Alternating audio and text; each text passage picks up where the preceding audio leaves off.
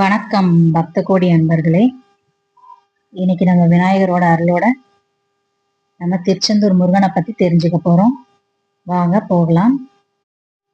ஓம் தத்புருஷாய வித்மகே வக்ரதுண்டாய தீமகி தன்னோ தந்தி பிரச்சோதயாத். விநாயக பெருமானே போச்சு போச்சு. நம்ம இன்னைக்கு திருச்செந்தூர் முருகனை பத்தி பார்க்கலாம். வாங்க. திருச்செந்தூர் சுப்பிரமணிய சுவாமி கோயில். திருச்செந்தூரின் கடலோரத்தில் செந்தில்நாதன் அரசாங்கம் என்ற பாடல் வரிகளுக்கு ஏற்றால் போல் கடலோரத்தில் அமர்ந்திருக்கும் நமது செந்தில் ஆண்டவர். படை வீடுகளில் இது 2வது படை வீடாகும். மற்ற 5 படை வீடுகளும் மலை மேல் உள்ளது. நமது திருச்செந்தூர் செந்திலாண்டவர் மட்டும் கடல் அருகே கோயில் கொண்டுள்ளார். சூரனை வதம் செய்த இடம் திருச்செந்தூர். படை வீடுகளில் இது தனி சிறப்புமிக்க கோயிலாகும். படை வீடு என்பது படை வீரர்கள் தங்கி இருந்து போர் புரிந்த இடமாகும். அரக்கன் சூரபதுமனை ஐப்பசி மாதம் வளர்பிறை அன்று சஷ்டி திதியில் வதம் செய்த இடமாகும். முருகப்பெருமான் தனது வைர வேல் கொண்டு சூரபதுமனை வதம் செய்தார். இதையே ஒவ்வொரு வருடமும் சூரசம்காரமாக நாம் கொண்டாடுகிறோம். அரக்கனை அழித்ததால் ஜெயந்திநாதரானார். அதனாலேயே முந்தைய காலத்தில் இவ்விடம் ஜெயந்திபுரம் என்று அழைக்கப்பட்டது. ஜெயந்திநாதரையே நான் இப்போது உள்ள வழக்கப்படி செந்தில்நாதர் என்று அழைக்கிறோம்.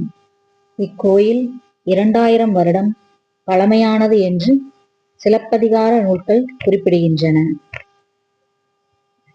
இங்கு உள்ள ராஜகோபுரம் 9 நிலை அடுக்குகளை கொண்டது. இது வீரபாண்டிய கட்டபொம்மனால் கட்டப்பட்டது என்று கூறுகின்றனர். இங்கு வீரவாகு தேவர் காவல் தெய்வமாக உள்ளார். இது தூத்துக்குடி மாவட்டத்தில் அமைந்துள்ளது. இந்த கோயில் கடும் தவம் புரிந்து பல வரங்களை வாங்கினார் சூரபதுமன். தேவர்களை பலவாறாக துன்புறுத்தினான். தேவர்கள் சிவபெருமானை நாடினார்கள். அவரிடம் முறையிட்டார்கள். சிவபெருமான் தன் நெற்றிக்கண்ணிலிருந்து 6 நெருப்பு பொறிகளை உருவாக்கினார். அதிலிருந்து நம் முருகப்பெருமான் தோன்றினார். பின்பு 6 கார்த்திகை பெண்களால் வளர்க்கப்பட்டு ஒரு சேர நம் முருகப்பெருமான் உருவானார். தன் தந்தையின் கட்டளையை ஏற்று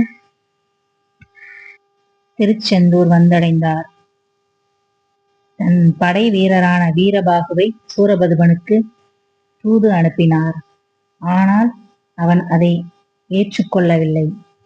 ஆணவத்தின் பிடியில் இருந்த சூரபதுமான் முருகப்பெருமானுக்கு அறைக்கூவல் இட்டார். முருகப்பெருமான் சூரனை வதம் செய்து அவரை ஆட்கொண்டார். சூரபதுமனை சேவலாகவும் மயிலாகவும் தன் அருகே வைத்துக் கொண்டார். என்னே முருகப்பெருமானின் கருணை.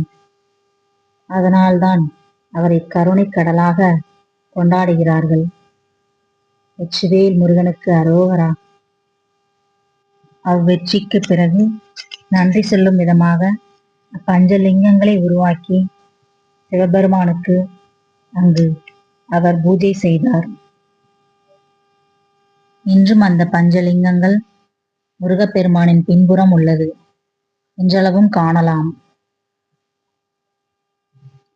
ஆதி காலத்தில் இவ்விடம் மணல் குன்றுகளாக அமையப் பெற்றிருந்தது. கால ஓட்டத்தில் மணல் குன்றுகள் பிரகாரங்களாக உருவெடுத்திருக்கிறது. மிகவும் அருமையாக இருக்கிறது கோயில். வாழ்வில் ஒரு முறையேனும் இத்திருத்தலத்திற்கு சென்று வழிபடுங்கள். வாழ்க்கையின் வறுமைகள் நீங்கி வாழ்வின் செல்வ செழிப்புகள் அதிகரிக்கும். இங்கு முருகப்பெருமானின் வேலால் உருவாக்கப்பட்ட 4 கிணறு இங்கு உள்ளது. முதலில் கடலில் நீராடிவிட்டு நாளி கிணற்றில் நீராடி வழிபட வேண்டும் முருகப்பெருமானை. கோவிலை சுற்றி பக்தர்களின் கூட்டம் அதிகமாகவே உள்ளது. எங்கும் முருகன் நாமமே ஒலிக்கிறது. இங்கு முருகப்பெருமான் மும்மூர்த்திகளின் அம்சமாக திகழ்கிறார். மும்மூர்த்திகளின் அம்சங்களை ஒரு சேர தரிசிக்க வேண்டுமென்றால் திருச்செந்தூர் வர வேண்டும். மும்மூர்த்திகளும் இங்கு ஒரு சேர பார்க்கலாம் நம் முருகப்பெருமான் வடிவில். வெற்றிவேல் முருகனுக்கு அரோகரா, வள்ளி மணவாளனுக்கு அரோகரா. இந்த வீடியோவை உங்கள் குழந்தைகளுக்கு காண்பியுங்கள். அவர்களுக்கும் பக்தி நெறியை ஊட்டுங்கள். படிப்பில் மிகவும் ஆர்வமாக படிப்பார்கள். பக்தி கதைகளை கேட்பதின் மூலமாக நன்னெறிகளை வளர்க்க உதவும். குழந்தைகளுக்கு பக்தி கதைகளை அடிக்கடி கூறி வாருங்கள். எல்லோருக்கும் வணக்கம். வெற்றிவேல் முருகனுக்கு அரோகரா.